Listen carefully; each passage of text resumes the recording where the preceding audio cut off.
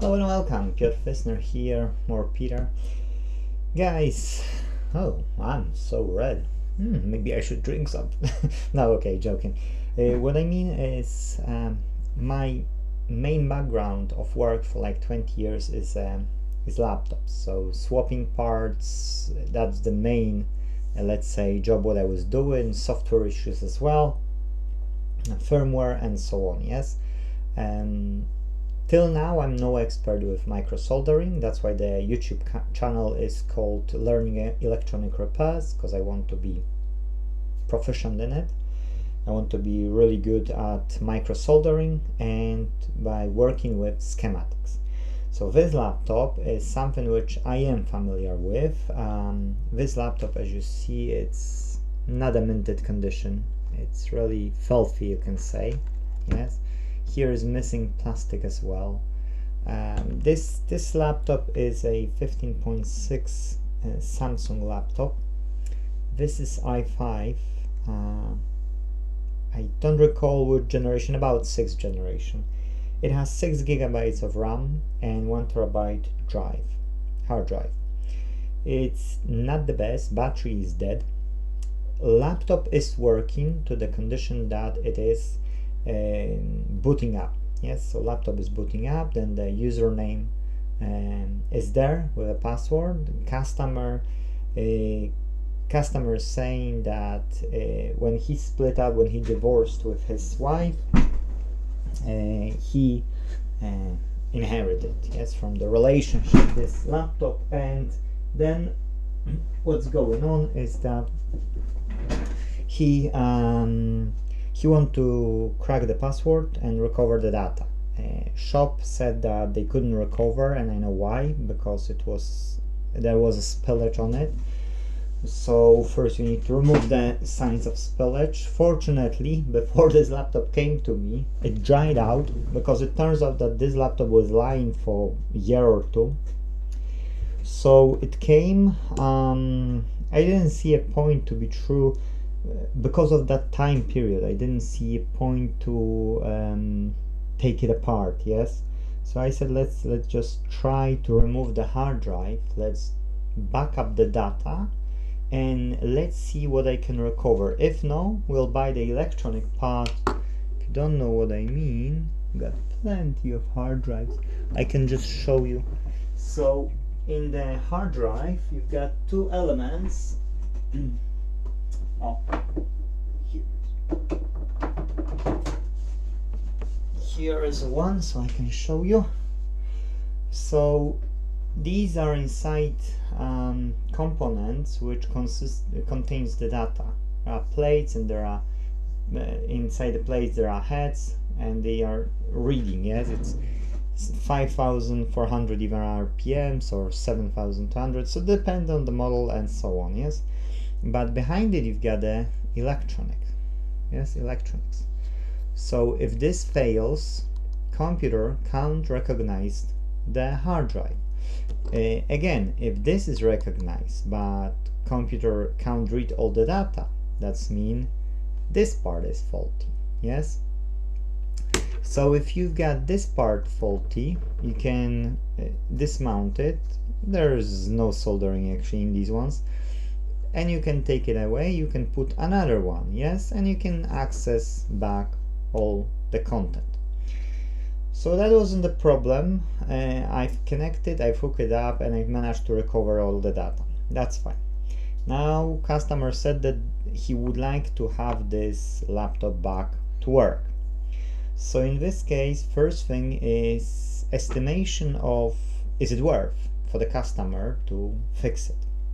Because if the total fixed cost will be equal to the second laptop of the same kind, or ideally the same laptop on eBay or Gumtree, yes, or on Marketplace on Facebook, then it doesn't have any sense to, let's say, to fix this one. Better keep this one as a spare parts and get another one which is in the working order. And that's the case. So I've checked, it's 150 to 200 pounds this model. And now you have to replace the battery because battery is dead. You have to fix the USB. It's not a chipset. Chipset is okay. It's reading USB devices. It's only the ports. They are either filthy or damaged. So when you can hook up to them, you can't boot up from the USB. Or you can sometimes see the drive, or sometimes you won't see the drive. Yes, so you need to fix that one. You don't know how much time you spend, you don't know what's wrong, so you don't know how to even estimate it, but minimum cost will be open the whole laptop, which let's count in 1 hour you can do it with cleaning. So even if I'll calculate 20 pounds for it, yes. Next, if there will be anything wrong with ports which I won't be able to resolve, that will be additional cost of 20 to 40 quid for fixing. Next, you need to, I've managed to recover a Windows key, yes, from BIOS, so that's a win, another win for the customer, because customer now have an content which was really crucial for him. And the Windows key, yes, so those two things. So now when I've got a key, I can install new Windows. That's not a problem, but I need to boot from something. And again, the drive doesn't work. Yes, it doesn't work properly. You can hear that it's spinning, but it's not working. So again, you need to fix the drive. You need to fix those USB ports. You need to fix laptop in general. You need to spend time on cleaning everything, dismounting, mounting, yes, assembly, disassembly, and you need to spend time on installing Windows, yes, and then you can recover the data from the backup.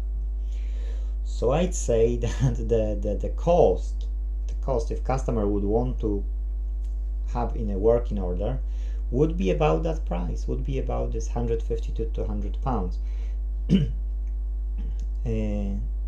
For sure, I will spend on it 2 or 3 hours, yes, and if I'll spend 2 to 3 hours, we can agree that, you know, I need to charge customer, let's say 20 pounds per hour.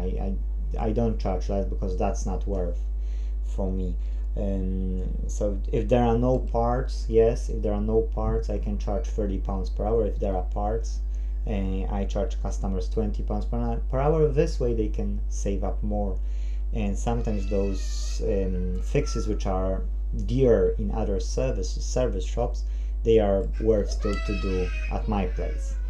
But because I'm doing it more as a hobby rather than doing it as my main source of income. So you see, so that's the reality. And if you want to estimate your own repairs, you should first go to Google, either to eBay or to Marketplace on Facebook or to the Gumtree, yes. Check the value of the device, and then when you see the same device, if possible the same or as close as possible, that it's on the X amount of money, then the next question is it worth for me to fix this device? If so, what would be the price for the fix? Or get another one and keep this one as a spare part if anything will go wrong in the future. Because to be true, this laptop for this customer can say, let's say it can be okay, good device for another, I'd say up to 5 years. Then it will be just too old. It will be just too old and won't be worth. The technologies are changing the way that it will be the case. But if in those 5 years the screen would die, the keyboard would die, touchpad would die, yes, whatever, then this customer have those spare parts. Don't have to pay for them. Memory, got a memory. Hard drive has a hard drive, yes.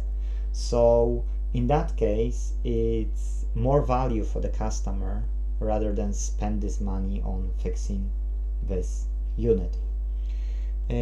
That's my opinion. You might say, oh, I'd rather fix my own. Okay, that's not a problem. you know, I'm happy that you will give me a work and I can make extra money. I'm super happy with that. But some people might say that my way of doing is better, because if anything will go wrong, they've got those spare devices, spare components, yes, to just do whatever they want. Only in the case to be true of the battery or of those faulty components which are in the laptop, yes. In that case they would have to spend, but most of the components, they are safe, you know, safe and sound. So I think, you know, this way of fixing things without fixing things is just better. You know, you keep it as a spare device, and if you know of someone who got the same device, you know, or the repair shop will have, let's say, somebody with the same or I mean with a different fault, you know, and you would like to have a few quid extra, then, you know, you can either leave it and sell it to this repair shop, or you can be in touch with this repair shop. This repair shop will mark down what they would need from this laptop eventually, yes, because they know they have you with this laptop, and then you could drop it off and sell them those parts, yes, for another customer. So that's my opinion, you know. It's up to you if you want to recycle more, recycle less, you know. That's up to you. And in the ideal world, you know, in the ideal world, we would have all spare parts available, and prices for the devices wouldn't be so cheap. And what it is just that there is so many companies and they just try to cut corners. That's why they produce devices which are unreliable, and that's why these devices failing quicker than they should. And so we've got devices in the condition as we have, yes. So we can't change that for now, at least.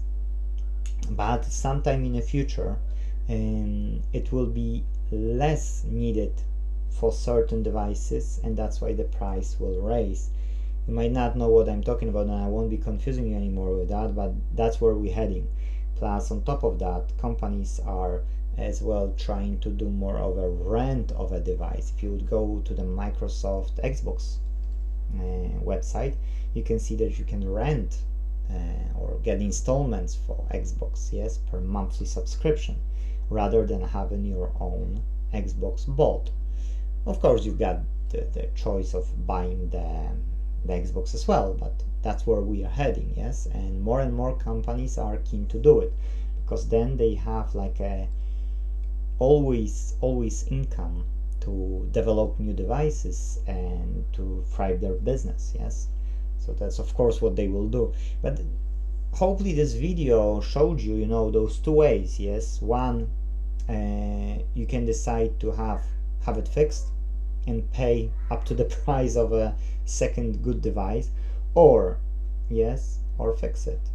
I mean, yeah, sorry, fix it or have the second device, even if you'll pay 20-30 pounds more, you know, and you still have working device and spare devices, spare components.